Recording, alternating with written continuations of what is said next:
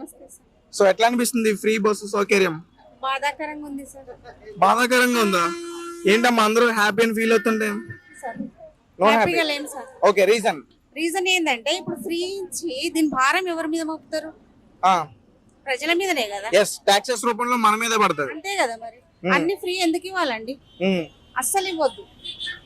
ఏమైనా తక్కువ చేసేది ఉంటే వస్తువుల మీద, నిత్యావసరాల వస్తువుల మీద, వాటి మీద వీటి మీద తక్కువ చేయాలి కానీ మొత్తానికి ఫ్రీ ఫ్రీ అండి. ఇది ఎన్ని కోట్ల నష్టం సార్ ఈ రోజు ఒక్క రోజుకి ఎన్ని కోట్ల నష్టం అని నేను అంచనా వేయలేను కానీ నెల ప్రకారం, సంవత్సరం ప్రకారం, 5 సంవత్సరాల ప్రకారం ఎంత నష్టం వస్తుంది సార్? అవును, ఆల్రెడీ దీని గురించి బయట టాక్ వచ్చింది కదా, సంవత్సరానికి 1400 కోట్ల 14 కోట్లు అన్నారు. అవును, నష్టం వస్తుంది కదా సార్. మరి ఇది ఎవరు భరించాలి? ఎవరి మీద భారం ఎవరి మీద పడుతుంది?